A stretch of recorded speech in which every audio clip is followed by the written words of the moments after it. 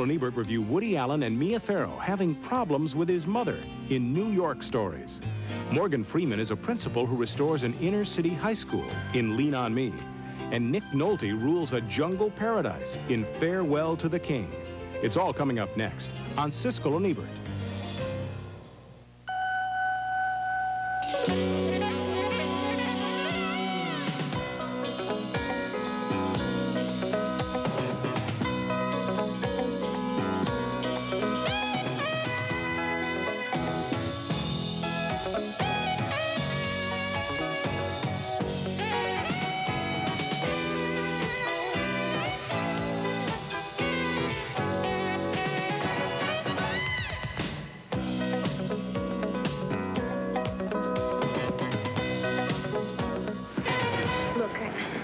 I didn't go to Florida with a girlfriend like I told you.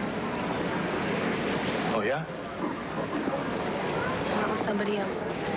Nick Nolte and Rosanna Arquette star in Life Lessons, one of 3 tales told in a new movie called New York Stories. 3 stories set in New York City, each told by a different, celebrated director. New York Stories is one of the new movies we'll be reviewing on this week's Siskel and Ebert. I'm Gene Siskel of the Chicago Tribune. And I'm Roger Ebert of the Chicago Sun-Times. Our first movie is really our first 3 movies because New York Stories, as Gene said, is an anthology of 3 short films about New Yorkers directed by Martin Scorsese, Francis Coppola, and Woody Allen. And because each film stands alone with a different director, screenplay, and cast, we're going to review them that way as 3 different films. The first of the 3 is Martin Scorsese's Life Lessons, and it stars Nick Nolte as a rich and important New York artist who is obsessed by his 22-year-old so-called assistant, played by Rosanna Arquette. One day she announces she's leaving him. Who's this guy? I know him, right? Gregory Stark, That kid, the comedian? a performance artist. Performance artist? What the hell is a performance artist? A person's an actor, a singer, a dancer. I mean, do you call the guy that picks up your garbage a sanitary engineer? A performance artist. And he left you. Now you see through that, right? I don't care. It's over. That's all. Look, I'm moving out. He is successful in convincing her to stay for a few days, but when another man talks to her at an art opening, he reveals his possessiveness and jealousy. What? Look, I don't know how to say this. I mean, I'm not your shepherd or anything, but people are laughing at you out there. Why? Well, you know that greasy-haired kid you're dancing with? Well, he's here to score and split. I mean, he does this everywhere he's invited. He likes to find some innocent kid, and then he preys upon him. I mean, you're a free agent. It's your life. But I'm telling you, if that low-rent hound does anything to hurt you or humiliate you... I thought you were going to tell me that they were laughing at me because of my work. Well, this is kind of worse, don't you think? One of the qualities you can glimpse in both of those clips is the particularly alive camera style that Scorsese uses throughout his film, with his camera moving in rhythm with the movements and emotions of the characters. There's one fantastic scene where the painter goes into a frenzy of creation, slapping paint onto the canvas as the camera goes back and forth between his palette and his canvas, and rock music blasts from the cassette player. The camera follows his brush as if it's possessed.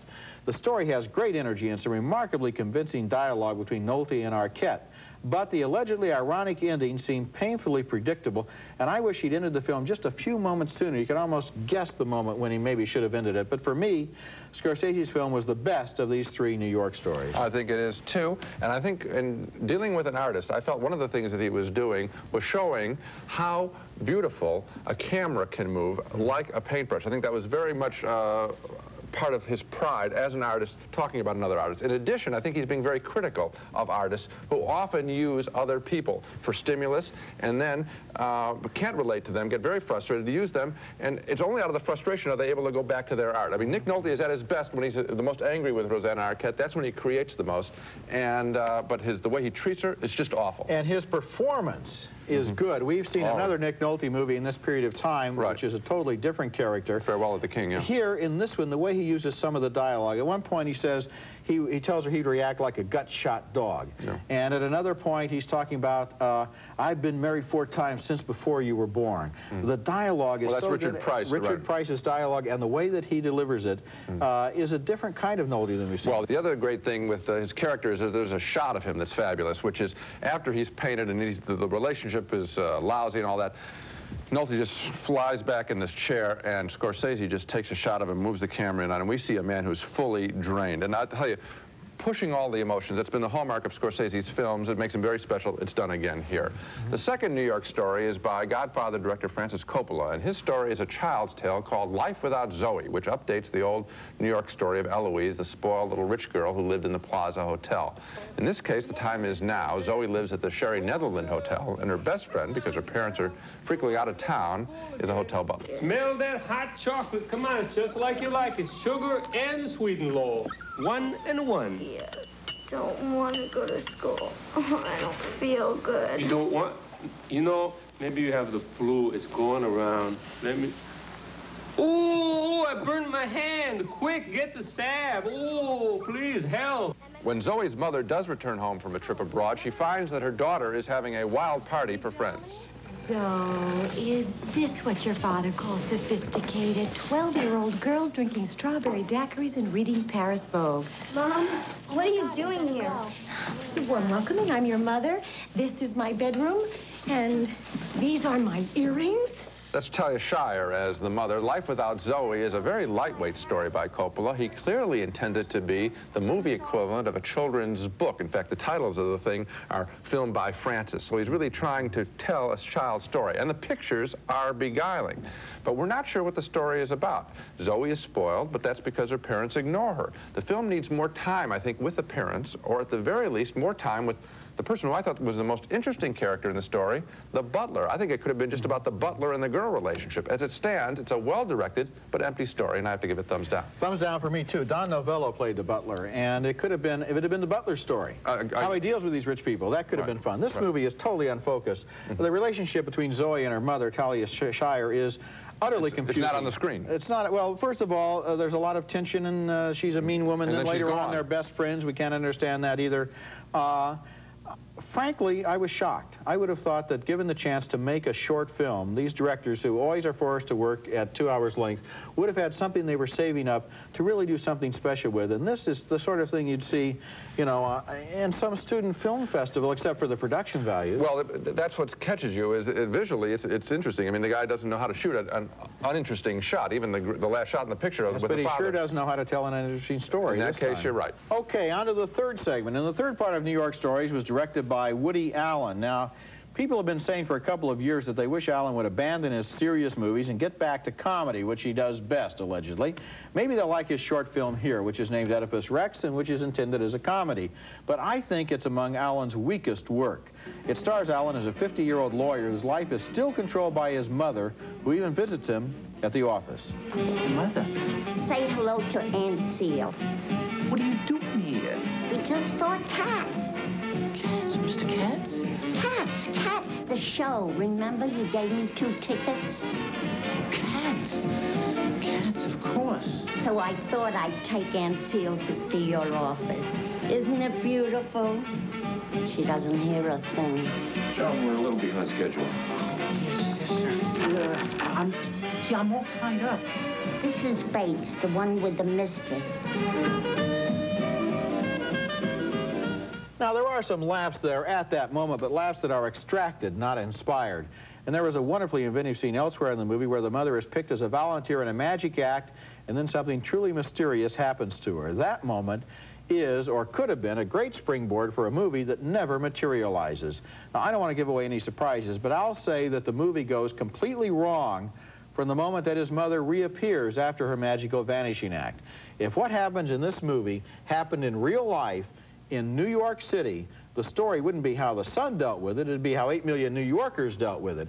And because Allen doesn't go with that, his ending seems so artificially limited and so constrained and contrived and manipulated that it's more of a distraction than an entertainment. That's too bad. I think this is more of a sketch than it is a full-blown work. Now, of course, we get into the whole notion here of whether or not they can handle this short form, and whether, if given a full-length feature, if he had done it on this subject, whether it would have worked. But I agree with you, it's a little bit less than you expect. respect from him. I think that the sight gag, which we won't give away, is amusing, and I enjoyed it. But it is certainly turned off very quickly. I think you're accurate on that. And, you know, it almost is justification for his serious work, because I think when he tried to do this little exercise here, I don't think his heart was really in it. I think Woody Allen can make comedy anytime he wants to, and I think he's a great serious director, too. But I think in this particular case, the problem is the special effect that's involved. And again, we won't give it away. But, I mean, New York wouldn't react that way. If that was going on, the entire city would come to a halt, and everybody would be in on the act. It wouldn't just still be the neurosis of this little nerd. A lot of people do get into the act, if you recall. Some of the other people join, and they chime in, and they root for the... No, that's contrived one-liners by three or four extras. I'm telling you, it's a sketch. I would have liked more. Coming up next, Nick Nolte plays a World War II soldier who deserts in Borneo and becomes a king to the native tribesmen. In Farewell to the King. I've seen you do all manner of things. But now, I see you, King. Farewell to the King is a strange but familiar story, the story of a white man who becomes king to a bunch of natives in the jungle. Guys like this typically are both saint and sinner, and Nick Nolte plays more of a saint, an American soldier who deserts the army in Borneo in 1942, entering the jungle, eventually becoming a king to a native tribe. His tribal wife believes that the war he talks about will soon intrude upon their lives. Forget this war. This war is for evil men. A British officer and a sergeant find out about Nick Nolte's character. They want him to organize the tribe against the Japanese, but Nolte will not hear of it. They don't know about your war. I'm their king, and I don't want them to know. Naturally, the Japanese discover the tribe, and that leads to a predictable argument. You did this with your radio? Yes, we have a radio, you know that. Well, the Japs heard it, they know you're here. Well, more or less. If we can hear them, they can hear us, and if we stay on a bit too long, they can triangulate, and I suppose we stayed on too long. This is familiar material, as earnest as it may be. I did not stop believing for a moment that I was watching Nick Nolte act. At the same time, I was touched by the eternal questions this movie asks. I don't know how you cannot be touched by it. It's an important issue. It's a close call, but I'm voting thumbs down. I liked it more than you did, and I'm voting thumbs up because I found a certain fascination in the subject and in the way that John Milius, who wrote and directed this movie, is trying to create this character. Now, if you remember, Milius was one of the authors on Apocalypse Now, and if you will, the Nick Nolte character here is a first cousin of the Marlon Brando movie, of the Marlon Brando character in Apocalypse Now. Disappears into the jungle and becomes the king of a tribe. In that case, he goes off into some kind of a philosophical hinterland. In this movie, the guy is more of a kind of a 60s kind of guy. At one point, he says, from this moment forth, I will never again commit violence. Of course, by that point, he's killed everyone he could possibly find to kill, so it's a little late to reform. But what Milius keeps doing in this movie, and even in one of his movies like Conan the Barbarian, is finding a violent intellectual loner and then seeing how far you can push him. Well, I was interested in the idea, but now, here's a real tough question. Did you see that character, or did you see Nick Nolte? Well, of course, he's a familiar movie star. Movie stars have that problem. We recognize them. Well, but the great ones disappear. I thought it, well, they don't really disappear. Brando never disappeared. Come on. I think so. In Last Tango in Paris, I'm watching, no, I disagree with you, Roger. I'm watching that character. Okay, That's a well, very specific character. Very happy for you. And let's get back to this. Marlon Brando. And you said, and I'm watching Nick Nolte give a very good performance as a very interesting character. No, I just saw Nick Nolte sitting there. When we come back, Morgan Freeman stars as a hard-boiled high school principal in Lean on Me. You are not inferior. Me, and it stars Morgan Freeman in the story of a real-life character named Joe Clark, who whipped a New Jersey high school into shape just with the force of his personality. But what a personality. This guy is a cross between a Marine drill instructor and Captain Ahab. His first act after taking over the seriously troubled school is to gather all of the druggies and troublemakers on stage at an all-school assembly. These people are incorrigible. And since none of them could graduate anyway, you are all expurgated. You are dismissed. You are out of here forever. He is just as tough on the teachers, giving them a public humiliation. Because you are failing to educate them. This is the posture that many of our students will wind up in. Only they'll be staring down the barrel of a gun. The movie's best scene has the principal talking tough to a kid who admits he uses drugs, but wants another chance. I'm going to go back on my own word just this once and let you back into my school. because you're still a baby and you don't know nothing. But you understand this, boy. You're not going to get a moment's rest. I'm going to be on your case every minute. There are basically two conflicting elements to Lean on Me, Morgan Freeman's performance and the movie's story. The performance is brilliant, it's very strong, but the movie lets Freeman down because it never deals with some very basic questions. This man that he plays may be a good disciplinarian, we can see that, but he's also an autocratic, egotistical martinet who may be more than a little crazy. And as he walks roughshod over everybody in his path, we think the movie may eventually deal with his bizarre behavior, but it never does. And even if this guy did clean up the high school, I'm still not sure that any real learning could go on there. One of the weirdest scenes in the movie has him ranting and raving on stage before a state exam as if school spirit alone was going to supply the right answers for those students. Lean on Me has a good performance, but it's a very confused movie. Well, what's confused about it, I think, is that at its core, it's really just a television show. I mean, I think that's at the level that it plays at. You have this wonderful actor, Morgan Freeman, in it, I suppose the argument that the filmmakers would make would be that you have to be a martinet to make anything succeed in high school. I mean, I think that thought is brought home.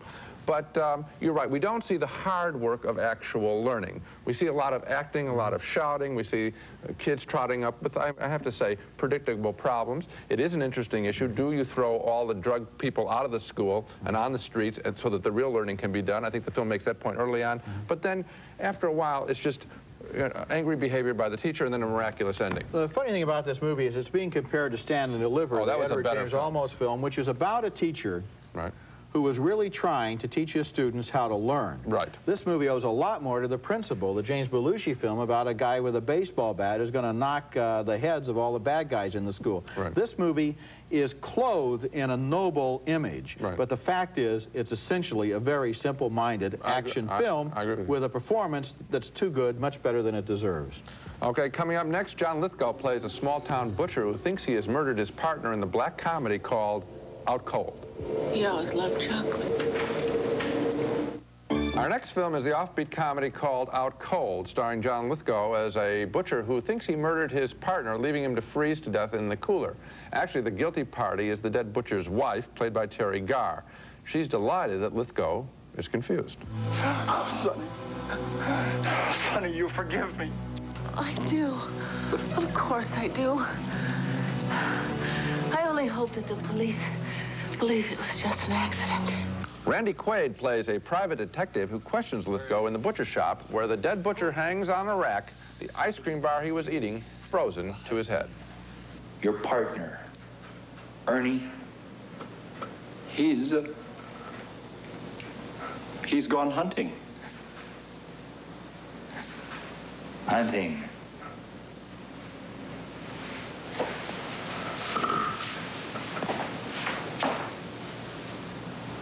Hunting beaver, from what I hear.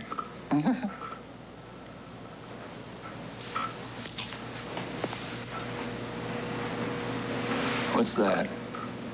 It's an ice cream bar. You want a bite? I don't eat that stuff. That's an amusing sight gag, but amusing is as far as Out Cold gets. This film would like to get bigger laughs, but making a comedy about dumbbells is tough to do. Only Terry Garr's character has a brain, and her character seems too smart to stay in this mess. I think what they were basically trying to do here was make a movie like Blood Simple, which essentially had the same plot. Somebody is dead, one person thinks he did it, somebody else actually did do it. There's an adulterous situation going on, and neither party is really sincere. Yeah, but that film had much more of a violent side to it and a much higher comic side. Well, it was a much better film. The thing about this film is the director doesn't seem to really be able to get a handle on his balance between the comedy and the macabre. Now, that scene that you thought was amusing, where Lithgow was standing there trying to hold the ice cream bar. It goes on at excruciating length and at so many different camera angles that essentially it becomes annoying to us that Randy Quaid, the detective, doesn't see what everyone can see, which is there's something fishy going on right there. Now, done a different way, it could have been funny. But done the way it's done in this movie, it's simply annoying to the audience. I think it's funny, but there are many other scenes where they should have known, especially when one of the other workers in the butcher shop is not allowed to go into the cooler all the time. That would tip people off. There's raw meat all over the floor and all that. Again, playing characters who are dumb. See, in Blood Simple, the characters were smart, but making these characters dumb, that requires very sophisticated writing to not make it, the film itself seems stupid. The proof of what you're saying is that the most interesting character in the movie is the smartest one, Terry Garr. Okay, now let's recap our reactions to the movies on this show. With New York Stories, Roger and I both liked only Martin Scorsese's story. We didn't care for Francis Coppola's work, and Roger cared less for Woody Allen's work than I did. He gives the movie thumbs down. I give it thumbs up because it's the only way you can see Scorsese's film, which I recommend you do see. A split decision on Farewell to the King. Roger liked Nick Nolte's portrayal of an intelligent warrior. I didn't believe in the character. 2 downturned thumbs for Lean on Me, a simplistic attempt to tell the story of a hard-as-nails high school principal. And 2 more downturned thumbs for Out Cold, a disappointing comedy with only one interesting character, Terry Garr. So here we get into a matter of procedure on the show. Yeah, I know. We have 3 movies. Yeah, I know. In New York Stories. Right. You vote thumbs down on 2 of them, but you vote thumbs up on the whole movie because you don't want to throw out the baby with the dishwater. That's really my feeling, which is that I wouldn't like to see, in other words, I use on the thumbs up thing, and maybe it's a good time to clarify this. I'm using the test of, if a friend asked me, should they go see it, what would I say? And I would say, yes, go see it because Scorsese is very good. But always before, you've accused me of giving thumbs up to a movie because I like part of it. Yeah. Last week, you voted thumbs down on Paper House because you didn't like the last third. That's correct. Now you're voting thumbs up on New York Story because you like the first third. But in this case, the first third is a whole separate unit. It's a tricky situation. I would like to see, more important, I would like to see them do more of these kinds of exercises. I hope that this film... Oh, I would too. I'd like to see Chicago Story, California, Los Angeles story, San Francisco Story. Yeah, the anthology film was big in the 60s, went out of business. I think it'd be interesting to give more directors a chance to see if they have a short film in them. Absolutely. That's it for this week. Next week, we'll review Jackknife, a drama about Vietnam veterans starring Robert De Niro and Ed Harris, and also Skin Deep, a romantic comedy with John Ritter. That's next week, and until then, the balcony is closed. Raisinets and Goobers are playing everywhere, starring plump, juicy raisins and great golden peanuts. Both now feature creamy Nestle milk chocolate. The great taste of Almond Delight. Crunchy almonds and crispy flakes with a hint of brown sugar make it taste so delicious. Almond Delight, it's the best. Clorettes, fast-acting, breath-freshening gums and mints. Only Clorettes has Actazole with chlorophyll. It gets rid of bad breath fast. Now you can have a California Raisin Singer on your own. This limited offer is just 99 cents plus proof of purchase. Visit your local store for details.